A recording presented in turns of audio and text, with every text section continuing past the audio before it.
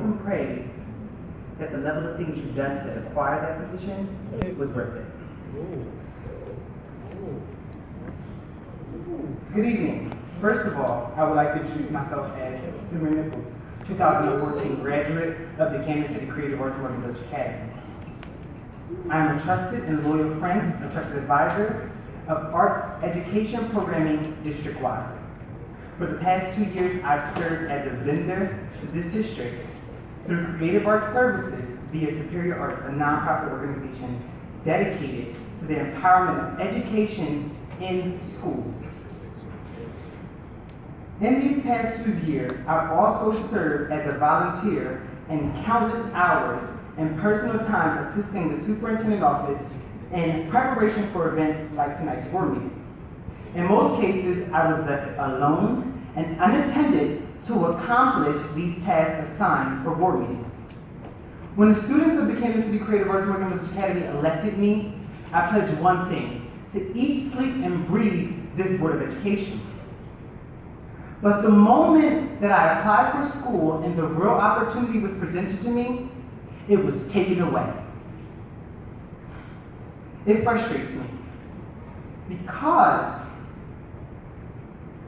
when I was presented the opportunity to become an intern, there was false accusations and harsh treatment by this administration.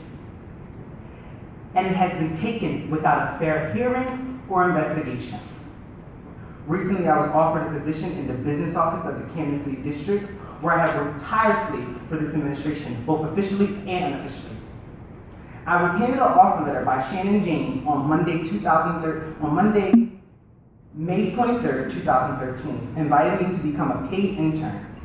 On May 24th, 2016, I was escorted out of the building by Ms. Onome Pila, and I was told I was no longer allowed in the district or in any offices because I quote, there was a pocketbook incident. On May 26, 2013, I then received an unofficial email from Regina saying that the district had decided to terminate the paid internship. It turns out that the pocketbook incident was an alleged accusation accusing me of stealing.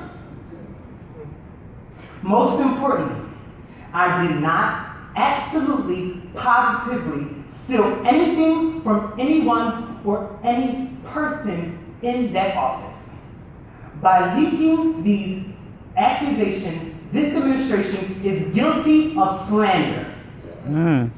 I personally have been affected by these accusations and these brutal and underhanded character attacks. Yesterday, you fired me. Today, it was Regina. Tomorrow, who knows?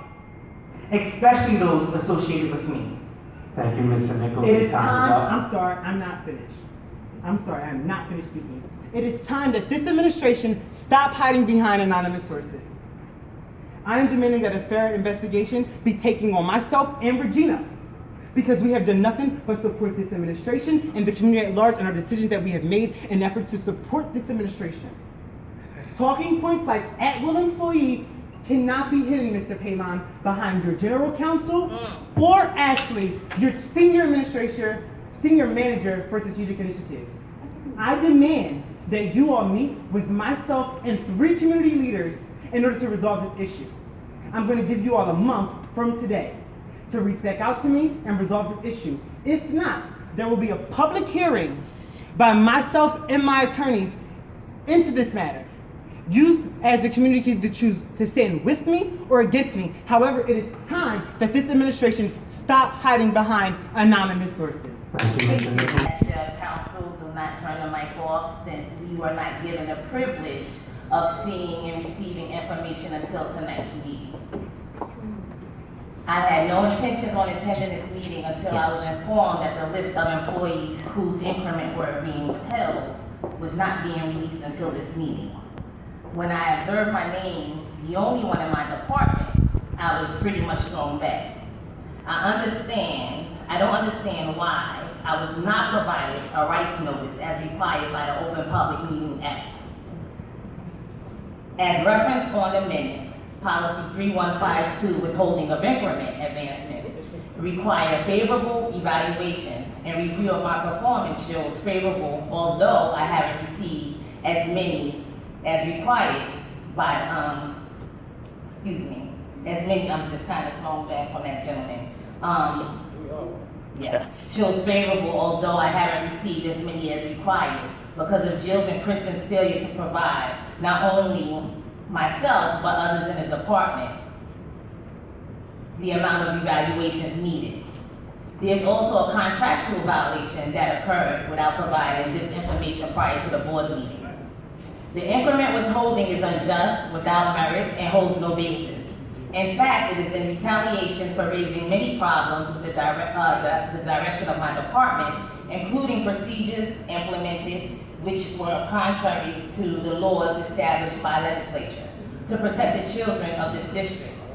What I do know is that holding administrators accountable and adhering to the New Jersey Administrative Code and servicing our students is not a reason for withholding my increment. As I stated at several board meetings, Jill Trainer will find something to write me up after each meeting, each board meeting. I spoke on February 8th and I was written up on February 18th. I spoke on April 10th, I was written up on April 28th. Not to mention countless emails addressing the department's lack of leadership, accountability, and incompetence.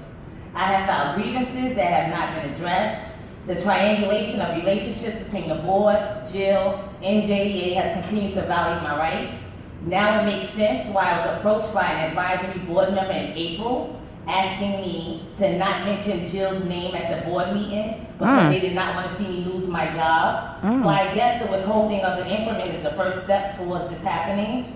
I encourage you, Superintendent Paymon, and the advisory board not to rubber stamp this retaliation and to look into the basis for the recommendation from my supervisor for withholding the increment. I assure you that if you do so, you will find that there is no justification. In closing, Katrina McCombs, do you still stand by your words dated 2/10/16? And I quote, rest assured that there will be no retaliation. There has been retaliation from November 30th till today, and no one has spoken up, no one has addressed it, no one from this administration, no one from the union, no one from NJEA, no one. Emily Thank you, Ms. Nielsen. Goodman, your time is up. Emily Nielsen, can you explain why my leave of absence is not listed on these board minutes when I submitted my paperwork June 6th? So, Ma'am, thank you, your time is up. I'm gonna agree with that gentleman.